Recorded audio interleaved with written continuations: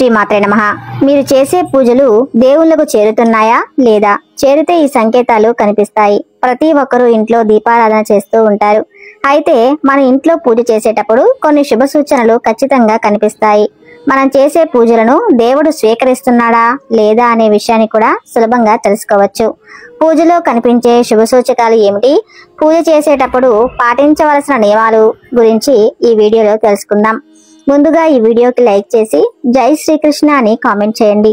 మీ ఇంట్లో పూజ చేసేటప్పుడు తరచూ కొన్ని సంకేతాలు కనిపిస్తూ ఉంటాయి. ఆ సంకేతాలు ఏమిటో తెలుసుకుని మనకు మంచి జరుగుతుందా లేదా చెడు జరుగుతుందా అని ముందుగానే ఊహించవచ్చు. ఇంట్లో పూజ చేసేటప్పుడు ఒక్కోసారి మన కంటి నుండి కన్నీరు వస్తాయి. మీకు తెలియకుండానే మీ కంటి నుండి కన్నీళ్లు వస్తే మీరు చేసే పూజకు మంచి ఫలితం రాబోతుందని అర్థం. మీకు కష్టాలు తొలగిపోతున్నాయని సంకేతం. మీరు చేసే పనుల్లో విజయాలు సాధిస్తారని చెప్పవచ్చు. ఇంట్లో పూజా సమయంలో దేవుని ముందు దీపం వెలిగించేటప్పుడు ఒక్కోసారి మన చెయ్యి కాలుతుంది. ఇది అశుభ సంకేతం. పూజలో మీ చెయ్యి కాలితే పూజా సమయంలో ఏదో తప్పు చేశారని అర్థం. నిండు హృదయంతో భక్తి శ్రద్ధతో దేవుడిని ఆరాధించాలి. అలాగే దేవుని ముందు దీపం వెలిగించిన తర్వాత ఆ దీపం ప్రకాశవంతంగా వెలిగితే మీరు చేసే పూజలకు దేవుడు సంతోషంగా ఉండమని, మీ కోరికల్ని నెరవేరుస్తాడు అని సంకేతం.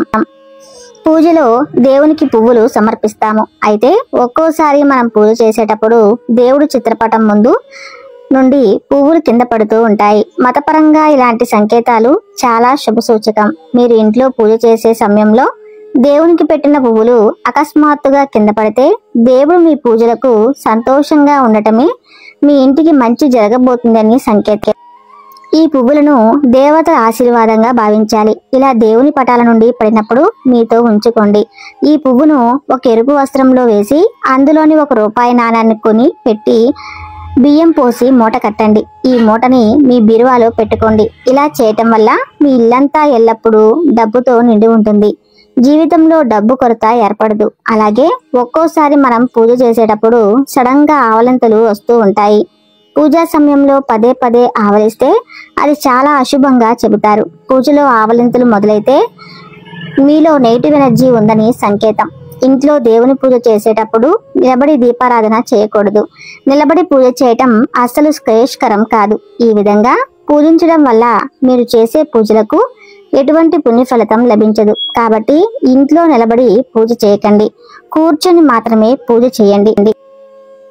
అలాగే ఇంట్లో పూజ చేసే స్త్రీలు తలపైన వస్త్రం వేసుకొని పూజ చేయాలి. ఇంట్లో పూజ చేసే సమయంలో చిన్న చిన్న పొరపాట్లు జరుగుతూ ఉంటాయి. మనకు తెలియకుండా జరిగే చిన్న చిన్న పొరపాట్ల వల్ల అనేక సమస్యలు ఎదురవుతాయి. మనం పూజ చేసే సమయంలో అప్పుడప్పుడు కుంకుమ చేతి నుండి జారిపోతుంది. పూజలో ఉపయోగించే కుంకుమ చేజారి కింద పడితే అది చాలా అశుభంగా భావిస్తారు. పూజ చేసే సమయంలో ఇలా జరిగితే మీ భర్తకి ఏదైనా సమస్యలు ఏర్పడతాయని సంకేతం.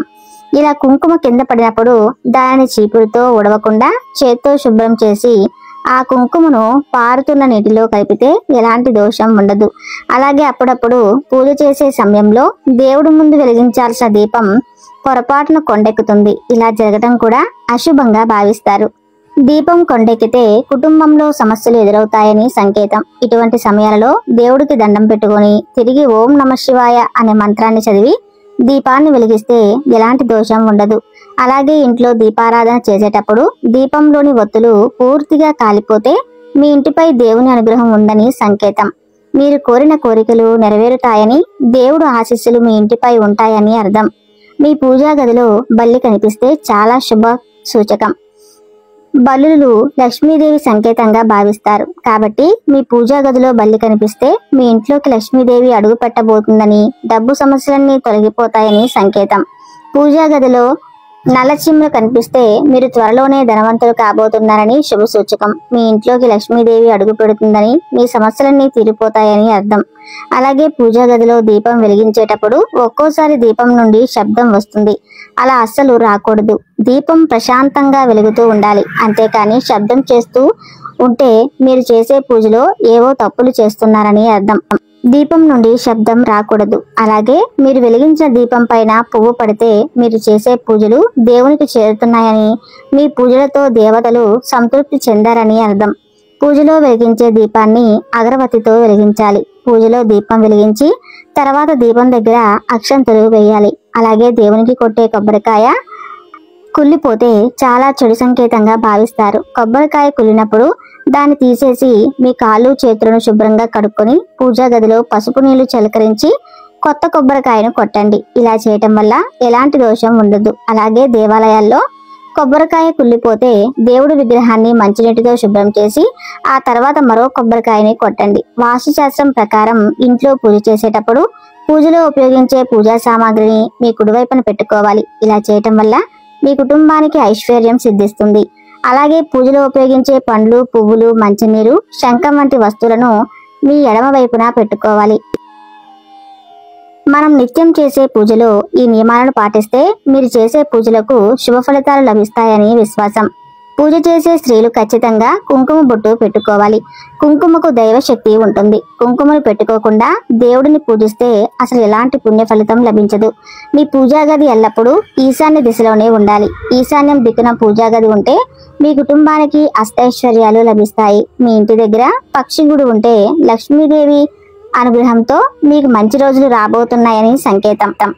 ఆకస్మిక ధనాన్ని పొందబోతున్నారని అర్థం.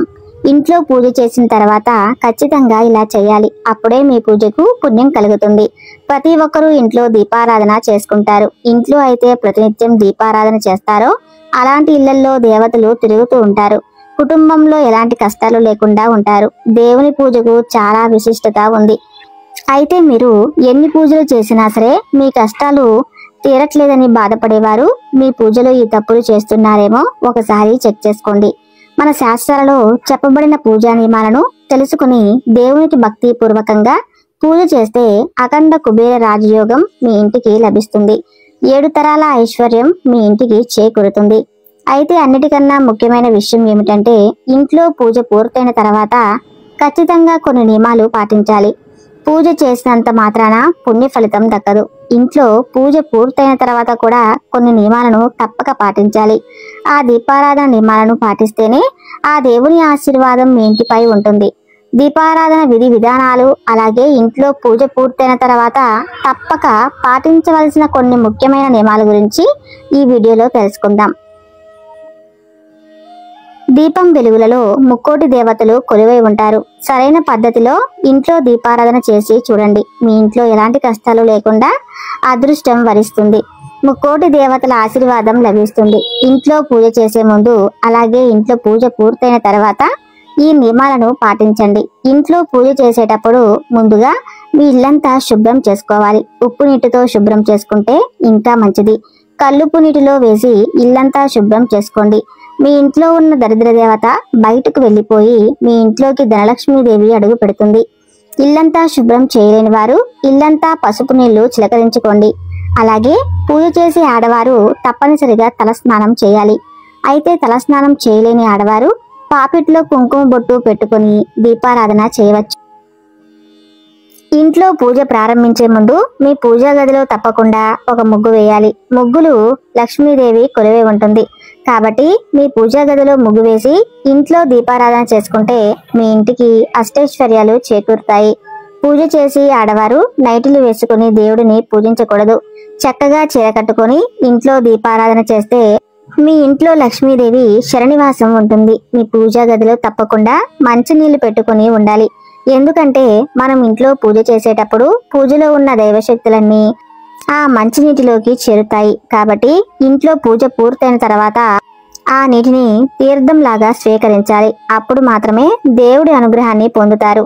అలాగే ప్రతి ఒక్కరూ పూజా గదిలో అక్షంతలు ఉండాలి. ఇంట్లో దేవుని పూజ పూర్తయిన తర్వాత అక్షంతలను దేవుని ఆశీర్వాదంగా భావించి అక్షంతలను తలపై వేసుకుని దేవునికి నమస్కారం చేసుకోవాలి. పూజలో వెలిగించే దీపానికి చాలా శక్తి ఉంటుంది కాబట్టి మీరు వెలిగించే దీపం కుంది మరీ నల్లగా ఉండకూడదు. పూజా గదిలో దీపం వెలిగించే ముందు గణపతికి నమస్కారం చేసుకుని దీపానికి 3 కుంకుమ బొట్లు పెట్టి దీపంలో నూనె పోసి ఒత్తులు వేసి ఆ దీపాన్ని వెలిగించాలి. ఇలా దీపం వెలిగించిన తర్వాత దీపం దగ్గర కొన్ని అక్షంతలు వేసి ఒక పుష్పాన్ని సమర్పించి దీపానికి నమస్కారం చేసుకోండి. ఇలా దీపానికి నమస్కారం చేసుకుంటే ముక్కోటి దేవతల ఆశీర్వాదం ఖచ్చితంగా లభిస్తుంది. ఇక పూజలో దేవునికి నైవేద్యం సమర్పించి హారతి కర్పూరం సమర్పించి మీ పూజను ముగించుకోండి. ఇలా పూజ పూర్తయిన తర్వాత తప్పకుండా దేవునికి ప్రదక్షిణాలు చేయాలి. 3 లేదా 5 ప్రదక్షిణాలు చేసి దేవునికి నమస్కారం చేసుకుని తలపై అక్షంతలు వేసుకోవాలి. ఇలా ప్రదక్షిణ చేస్తేనే మీరు చేసే పూజలకు సరైన పుణ్యం లభిస్తుంది. అలాగే ఇంట్లో పూజ పూర్తయిన తర్వాత మీ పూజా గది నుండి 5 నిమిషాలు పక్కకు వెళ్ళిపోండి. ఈ 5 నిమిషాల సమయంలో ఆ దేవుడి చల్లని చూపు నైవేద్యం పైన పడుతుంది. కాబట్టి ఒక 5 నిమిషాల తర్వాత పూజా గదిలో ఉన్న నైవేద్యాన్ని తప్పకుండా తినాలి. అప్పుడు మాత్రమే దేవుని అనుగ్రహాన్ని పొందవచ్చు. దేవుడు నైవేద్యాన్ని తినకుండా అలానే పూజా గదిలో పెట్టేస్తే దేవునికి కోపం వస్తుంది. మీ పూజకు పుణ్యం కూడా లభించదు. ప్రతినిత్యం ఇంట్లో దీపారాధన చేసేవారు దేవుని పూజలో బెల్లం ముక్కను నివేదించండి. నైవేద్యంగా సమర్పిస్తే ఆకస్మిక ధనలాభాలు వరిస్తాయి. ఇంట్లో దీపారాధన చేసిన తర్వాత మీ ఇల్లంతా ఖచ్చితంగా ధూపం వేయాలి. ఇలా ధూపం వేయడం ద్వారా ఇంట్లోని నెగిటివ్ ఎనర్జీ మొత్తం బయటకు వెళ్లిపోయి మీ ఇంట్లోకి దైవ శక్తులు ఆకర్షిస్తాయి. ఒక్కోసారి ఇంట్లో దీపారాధన చేసేటప్పుడు దీపం నుండి శబ్దాలు వస్తుంటాయి. అయితే ఇలా అస్సలు రాకూడదు. దీపం నుండి చప్పుడు వినిపిస్తే మీ పూజకు ఫలితం దక్కదు. ఇక దీపంలో ఉండే వత్తులు పూర్తిగా కాలిపోవాలి. ఇక పూజ చేసేవారు తప్పనిసరిగా కుంకుమ బొట్టు పెట్టుకోవాలి. చేతులకు నిండుగా గాజులు వేసుకోవాలి. అన్నిటికన్నా ముఖ్యంగా కాళ్ళకు పసుపు రాసుకొని ఇంట్లో దీపారాధన చేయాలి. ఏ ఇంట్లో అయితే పసుపు రాసుకుని ఇంట్లో దీపారాధన చేస్తారో అలాంటి స్త్రీలకు దీర్ఘసుమంగళి ప్రాప్తి సిద్ధిస్తుంది. అలాగే ఇంట్లో పూజ చేసేటప్పుడు దేవుని దగ్గర ఉన్న కుంకుమను తీసుకుని మంగళసూత్రానికి పెట్టుకోండి. ఇలా చేయటం ద్వారా మీ భర్త ఆయుష్ పెరగటంతో పాటు మీ భర్త సంపాదన కూడా విపరీతంగా పెరుగుతుంది. నల్లటి వస్త్రాలు వేసుకుని దీపారాధన చేయకూడదు. ఇంట్లో పూజ చేసే స్త్రీలు తూర్పు ముఖంగా కూర్చొని పూజ చేయాలి. దేవీ దేవతల విగ్రహాలు కానీ దేవుని చిత్రపటాలు కానీ పడమర దిశగా ఉండాలి. ఒకవేళ ఇలా కుదరని పక్షంలో దేవుని విగ్రహాలను దక్షిణం వైపుకు ఉత్తరముఖంగా కూర్చొని పూజ చేయాలి. ఈ పూజ నియమాలను పాటిస్తే తప్పకుండా శుభం జరుగుతుంది. చూశారు కదా, ఈ వీడియో మీకు నచ్చితే తప్పకుండా లైక్ చేసి మన ఛానల్ ని సబ్స్క్రైబ్ చేసుకోండి. అలానే జై శ్రీకృష్ణ అని కామెంట్ చేయండి.